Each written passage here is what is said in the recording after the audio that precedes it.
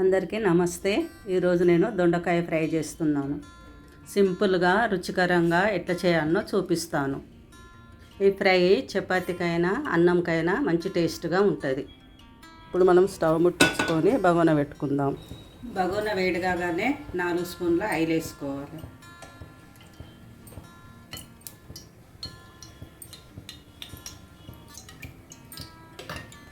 నూనె కొంచెం వేడిగానే మనం కట్ చేసిన ఒక ఉల్లిగడ్డ 2 పచ్చిమిరపకాయలు వేసుకోవాలి.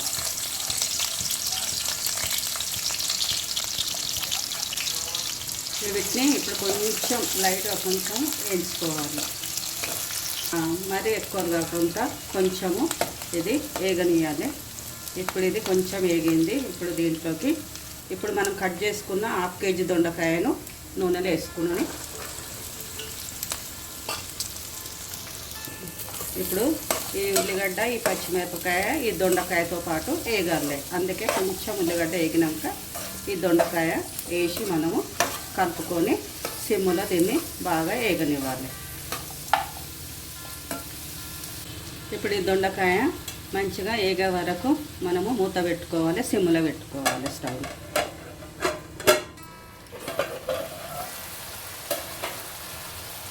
మధ్య మధ్యలో మన దొండకాయను అడగంటకుండా కలుపుతూనే ఉండాలి. మంచిగా ఉడికే వరకు దీన్ని బాగా కలుపుతుండాలి.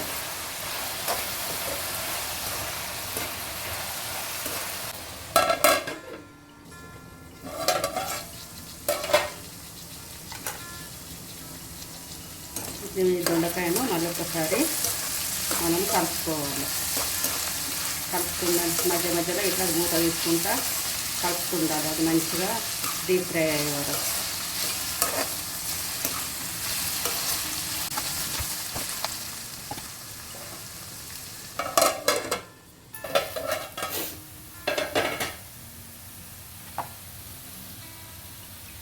ఇప్పుడు ఈ దొండకాయ ఇప్పుడు మంచిగా వేగింది. ఎందుకంటే అడగంటకుండా మధ్య మధ్యలో మంచిగా వేయించుతుండాలి. ఇప్పుడైతే ఈ దొండకాయ మనకి ఇప్పుడు మంచిగా వేగింది. ఇప్పుడు దీంట్లోకి మనము 1 టీ స్పూన్ అల్లం వెల్లిపాయ పేస్ట్,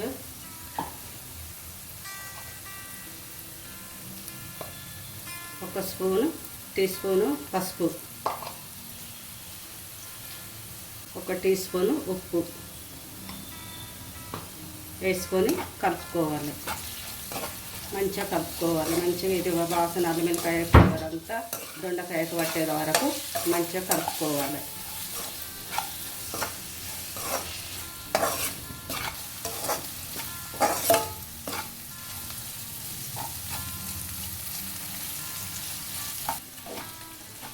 ఒక 2-3 నిమిషాలు ఇట్లా బాగా కలుపుతుండాలి. ఇట్లా కలుపుకున్నాక ఇప్పుడు మనకు కారపొడి వేసుకోవాలి. నేనైతే ఒక 3 టీ స్పూన్ల కారం వేసుకున్నాం. మీకు రుచికి తగ్గట్టు మీరు కారం వేసుకోండి, మీరు తినేంత. నేనైతే మాకు సరిపోయేంత కారం 3 టీ స్పూన్లు వేసుకున్నాం.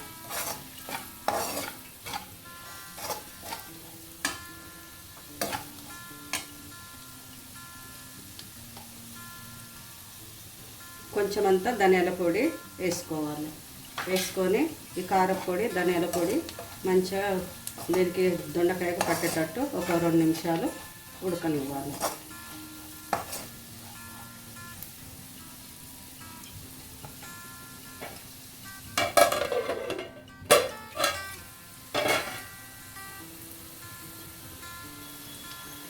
ఇప్పుడు మన దొండకాయ మంచిగా ఫ్రై అయింది. దీన్ని ఇట్లా పచ్చివాసన పోయే వరకు మంచిగా దొండకాయ, కారం, పసుపు అన్నీ ఇట్లా అల్లం వెల్లిపాయ పేస్ట్ అన్నీ మంచిగా వేయించుకొని ఇప్పుడు దీంట్లోకి కొత్తిమీర వేసుకొని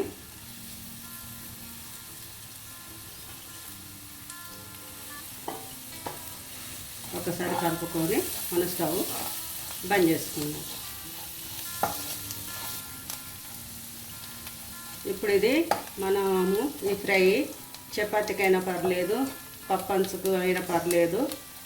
మంచిగా ఇది దేనితో తిన్నా మంచి టేస్ట్గా ఉంటుంది.